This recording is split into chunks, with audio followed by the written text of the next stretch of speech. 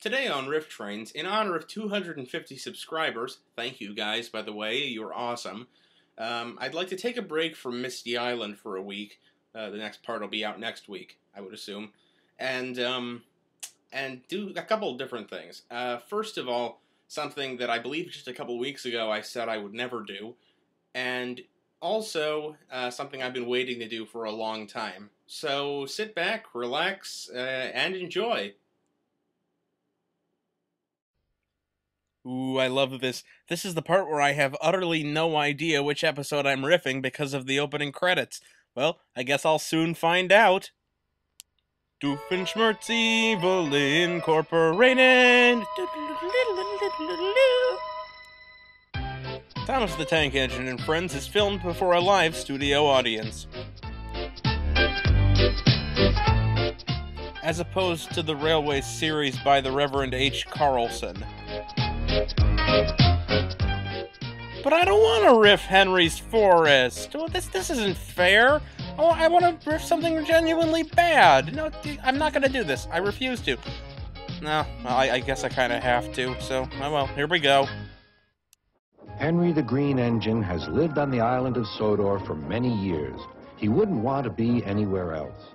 'Cause anywhere else sucks. That's every part of it, from the fields filled with flowers to the white sandy beaches. Life's a beach, ain't it? One place that Henry always enjoyed visiting more than any other.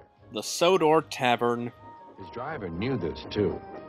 "Come on, Henry," he would sometimes say. "We've made good time today." We've made good Henry today. Henry loved it here. The forest was full of broad oaks and tall pines. Must resist wood joke. Must resist wood joke. Must resist wood joke. Look out, cameraman, look out! Oh. Henry could remember the day long ago when he and Toby brought... I see Terrence is wearing his usual maniacal grin. ...helped haul them into place. Now he could see the trees growing amongst the others on the hillside. As could the audience. Henry always felt better for being here. He couldn't really explain why, but his driver understood. Welcome to my childhood, viewers at home. He said to Henry. But one night, everything changed. One night, Henry saw Freddy got fingered, and everything changed. Life was no longer worth living. The engines were resting in the shed. "Listen," said Thomas.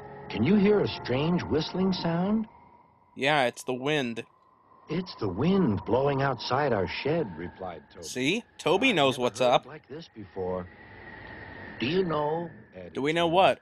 "If Gordon wasn't here now, I'd say it was him thundering by with the express." Oh. All the engines laughed, except Henry.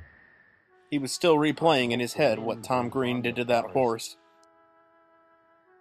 Sweet Jim Dale, that is no earthly wind. Were there giants stomping around out there? Henry's driver came to see him in the yard. Because, you know, it's kind of his job, too. "We must help clear the track." Henry's driver rocks the porn stash. Donald set off with the breakdown Donald, train. redefining silent cameo. Trees lay everywhere. The hillside now looked so bare. It's not bare, it's still got a ton of broken trees on it. What happened to all the animals who live here, he thought. Henry set off to open an animal shelter. When Henry's flat cars were full of logs, he took them to the timber mill where they would be turned into furniture and other things. And promptly shipped off to the IKEA Corporation. Henry was Misty Island Rescue flashback. But he was still sorry to lose part of his forest. Well, it's not technically his forest, but you get the point. To Thomas, "I wish there was something we could do to make things better again." Freddy Got Fingered sure did a number on old Henry. "We can't mend broken trees." Toby promptly fetched a hammer and some glue and tried to mend the broken trees. Said Sir Topham Hatt. "You do look glum." You've had that same expression on your face for the last 2 days. Henry, the forest is a special place to him.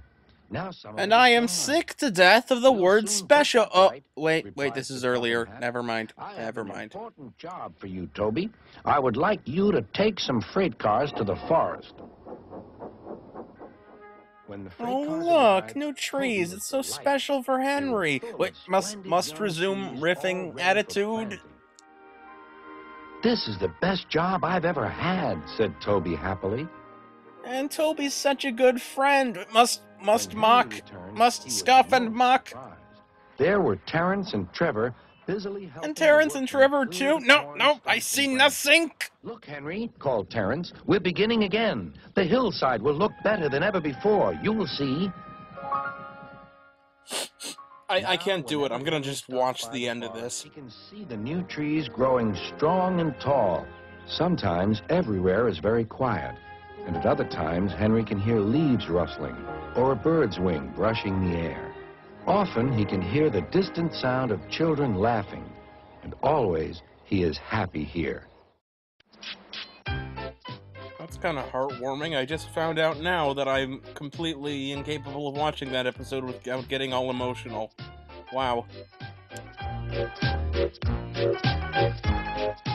See the amazing anthropomorphic helicopter, and the amazing anthropomorphic traction engine, and Edward. Santa, Speed Racer, Prince of Space, and Bertie. With any luck, I'll be able to competently riff this one. Yes! It was summertime on the island of Sodor. The living was easy. Fish were jumping and the cotton was high. It was very busy. But Gordon Busy, loved so the busy, bustle. our wheels don't touch the ground. Henry hauled freight cars in the forest. I see that over the course of the last 5 seasons, the forest has completely changed its geographical makeup. But he Interesting. didn't see many people. Sometimes working in the forest could be very lonely. Only sometimes, though. Sometimes he'd meet up with his friend, the teddy bear with the red shirt, and his pig friend. He was delighted to see all the passengers. The company of stuffed animals can get one only so far in life. Delighted to see Henry. Keep your smelly freight away from my passengers, grumbled Gordon. But logs are like the least smelly freight you can imagine. Passengers and freight do not mix, huffed Gordon. And he Much reached like ice Henry. cream and barbecue sauce. Henry watched the express leave the station. I'd like to pull passengers, sighed Henry. Just for a change. You know, I think it's around this point where Hit's writing crew said, "Screw continuity, that's for losers." Henry stopped at the water tank on the edge of the forest. Children were standing by one of the trees. Forming a circle in order to conjure a tree demon. That's the old Sodor wishing tree, said Thomas. They Wow, must be Henry, making you've a been wish. here hundreds of times and you've never noticed that. What an idiot. Wishing tree? Gasped Henry. How wonderful! Until one wonderful, You could make my wonderful wish come true? day. Asked Henry. It might. I'm sorry, Thomas, I was making an obscure reference. It might what? Henry rolled up to the wishing tree. Or rather, up alongside the Took a wishing deep tree. breath and made a wish as hard as he could. Ah! Nightmare face! I wish I could pull the express instead of Gordon, he said. I wish Gordon was dead. Bumped off, scrapped, That rubbed out. Sir Topham Hatt came to see Henry. Tomorrow, you will pull the express, he said. What an amazing coinky dink. Happily. His wish had come true. Ew, The ew, next ew. morning, Henry chuffed cheerfully into Knapford Station. At least the cameraman learned his lesson and moved out of the way this time. When his passengers were on board, Henry blew his whistle and pulled out of the station. But Henry puffed too quickly. Killing 3 passengers in the space of about 5 You seconds. can bump freight, but you can't bump passengers. It is utterly disgraceful that the writers have made Henry not know that. Henry puffed proudly through the countryside. You know, for an express, it's not moving all that fast. He said. Gordon was in the repair yard. He was getting his carburetor flushed. But Gordon felt lonely. Why? He's surrounded by workmen, and they're good company. The passengers were missing Gordon, too. They were Yeah, having a genuinely funny scene. ride they had ever had. When Henry got back to the sheds, Sir Topham Hatt waits in the living room. There have been complaints, he said. From old school Railway Series fans. Passengers are not like logs. You must be gentle. Yes, sir, said Henry sadly. He doesn't look sad, he looks smug. Then Henry saw Gordon.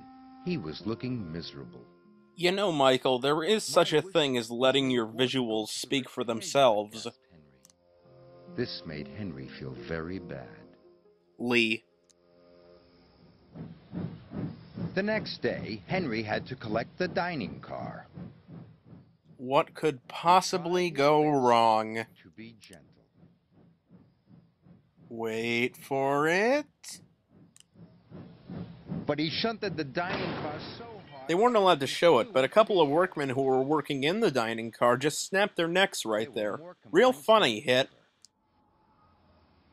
Henry didn't want to pull passengers anymore. For Henry, pulling passengers had been ruined forever. You can't see it, but as a joke, the Fat Controller filled all the water towers with peppermint schnapps for a day. Henry couldn't remember which tree was the wishing tree. It's the one perpetually surrounded by children. How hard do you have to look? Which one could it be?